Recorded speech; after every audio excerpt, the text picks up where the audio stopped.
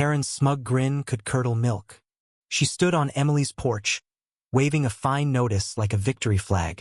Emily's heart sank as she scanned the paper $200 for excessive noise from Windchimes, the very ones her autistic son, Liam, relied on for his therapy.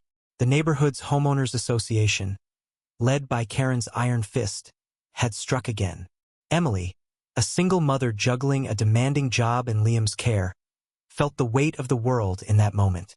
The chimes weren't just decor. They were Liam's lifeline, their gentle tinkling a balm for his sensory overload. Emily had moved to the quiet suburb of Willow Creek 6 months ago, hoping for a fresh start after a grueling divorce. The house was modest, but the backyard was her precious sanctuary for Liam, with a sensory swing, a small garden, and those wind chimes, recommended by his therapist to help regulate his emotions. Liam, 16 and nonverbal, found solace in their soft, melodic hum. The chimes hung from the oak tree, catching the breeze and filling the air with a soothing rhythm. For Emily, they were a symbol of hope, a small victory in a life filled with challenges.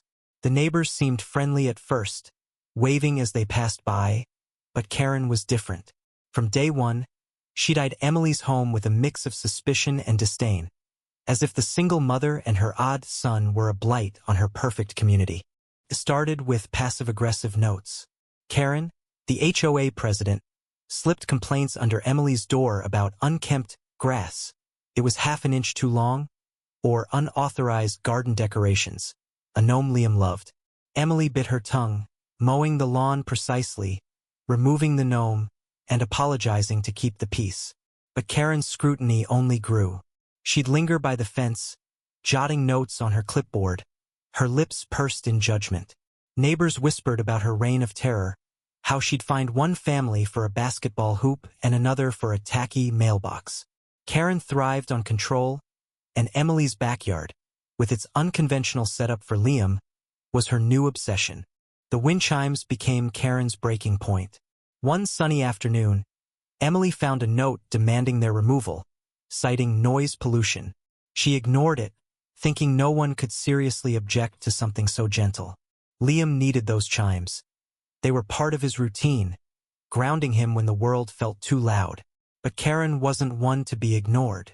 She escalated, rallying the HOA board with exaggerated tales of incessant clanging, keeping the neighborhood awake. Never mind that the chimes were barely audible beyond the backyard. Emily tried reasoning, sending a polite letter explaining Liam's autism and the chime's therapeutic purpose. Karen's response was a cold email.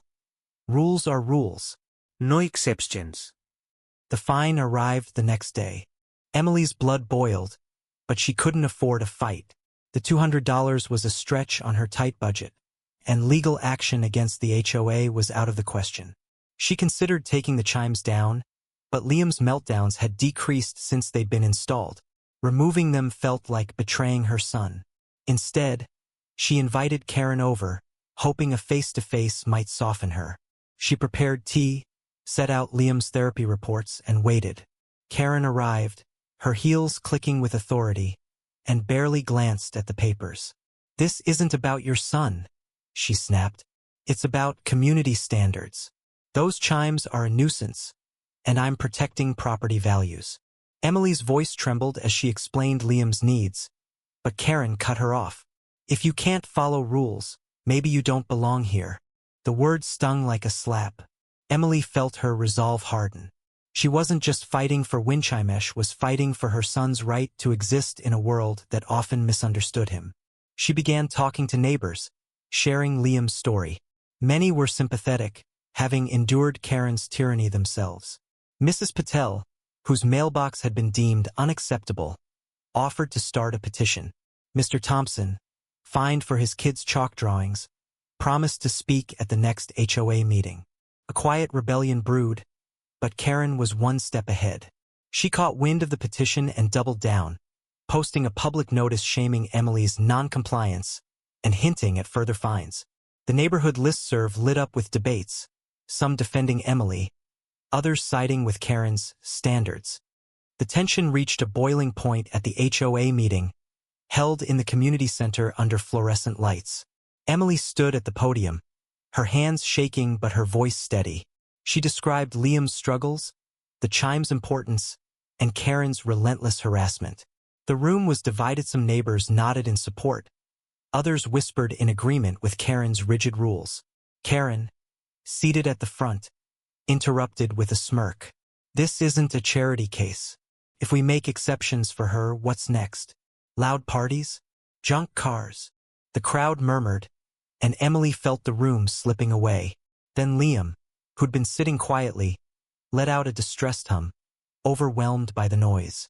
Emily rushed to him, and the sight of mother and son, vulnerable yet resilient, silenced the room. Mrs. Patel stood up, slamming the petition on the table. This isn't about rules, it's about humanity.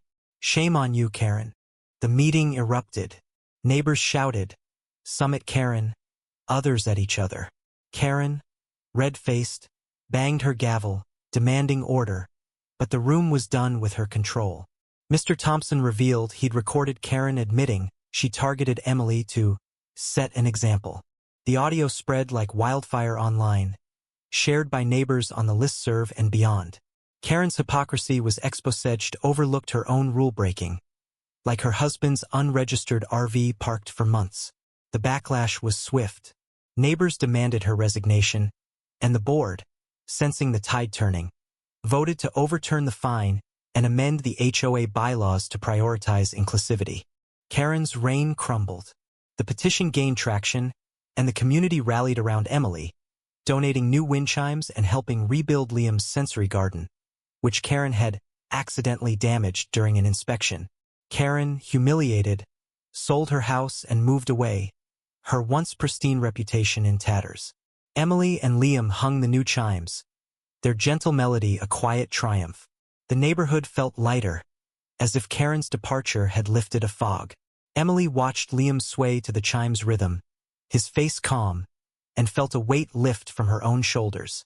She'd fought for her son and won, not just against Karen but against a system that valued rules over people. The victory wasn't just theirs. The community, once divided, began healing. Neighbors started talking, sharing stories of Karen's overreach and their own struggles. They formed a new HOA board, one that listened and cared. Emily's backyard became a gathering spot, where kids played and adults swapped ideas for a better Willow Creek. The Windchimes, once a battleground, now symbolized unity, a reminder that compassion could outlast cruelty.